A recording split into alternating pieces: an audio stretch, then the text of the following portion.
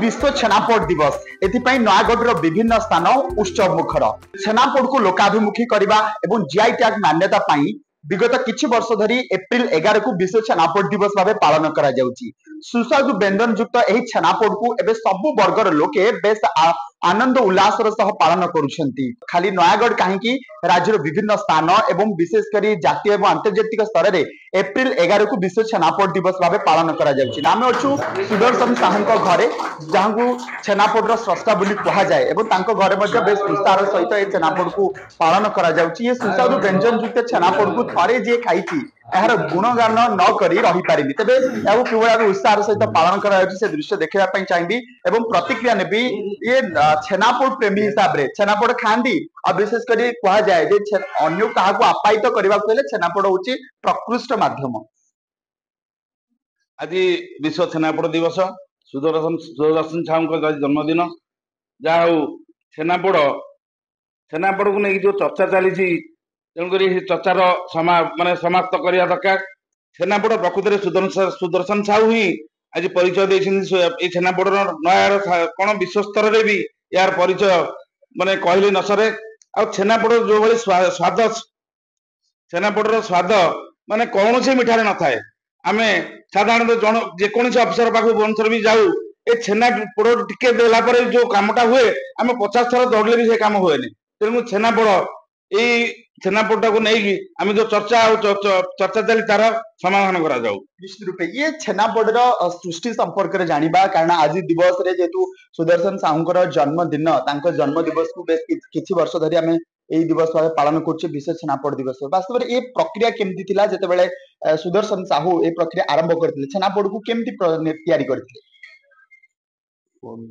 सुदर्शन साहूंकर जन्म होला एप्रिल 11 1931 मसीह सी माइनर पास कला परे तांकर बापा को से साहाय्य करती।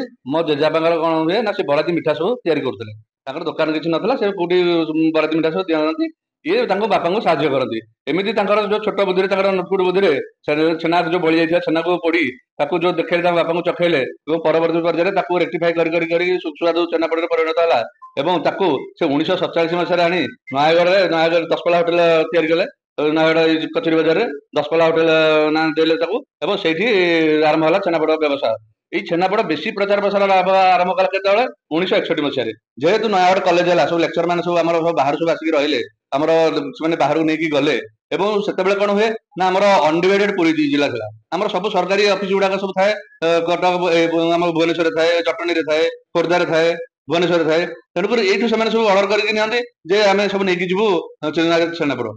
छेनापोड़ 80 दशक विख्याति लाभ कर सारा एवं प्रति मैगजीन आम इंग्लिश मैगजीन हो पेपर कटिंग गुड़ाक आम रखिपार जेहतु आम जान गोटे जीआईटेग हम कि आगू एत प्रचार प्रसार लाभ कर जान नु 80 दशक ये पूरा लाभ प्रसिद्धि लाभ कर सारे बर्तमान ये विश्व स्तर को प्रसिद्धि लाभ कर बसला। ये छेनापोड़ कथा आसिले जते बेले मन कथा आसिले नयागढ़ को बुझाए जे छेनापोड़ होचे नयागढ़ रो केते खुशी लागे आ आज दिवस को जबे पालन करछन। मुझे स्वर्गत सुदर्शन साहू बड़ पु सुरेंद्र कुमार साहू आम आज विश्व दरबार आम परिवार परिचित केवल आम बापा अवदान सकाशे आ नयागढ़ छेनापोड़ सकाशे तेणु आम बहुत गर्वित आम बड़ आम नयागढ़ आम बड़ आम छेनापोड़। केते उत्साह लागे जेतेबेले आपण छेनापोड़ कथा आसे एवं छेनापोड़ सुस्वादु ये लुतुपुतरे भरा एवं याकू थरे जे खाइछि निश्चित रूपे याकू प्रशंसा न करी रहि पारनी। छेनापोड़ एते स्वादिष्ट जिनिस जी थरे खाइबो से केबे भी बोली पारिबोनी। मु तो पिला दिने डेली गरम छेनापोड़ खाए रुटी सांगे गरम छेनापोड़ खाए तार जुआड़े गले भी समस्त कहे आसी गले छेनापोड़ वाला नयागढ़ वाला तेणु सब दरकार नयागढ़ वाला मैंने समस्त छेनापोड़ टिके नहीं जा निहाती आवश्यक। आज केते खुशी लागुची आपनक परिवार थ्रू आरंभ करी विभिन्न स्थान राज्यर विभिन्न प्रांत रे एवं विशेषकर जातीय स्तर एवं एपरिक अंतर्जातीय स्तर रे मध्य विभिन्न स्थान जो माने ओडिया अछंती से माने मध्य आज दिवस को विश्व छेनापोड़ दिवस भाव पालन करछन। बहुत खुशी लागुची बहुत खुशी लागुची ए खुशीटा होची केवल हम बापा के दान।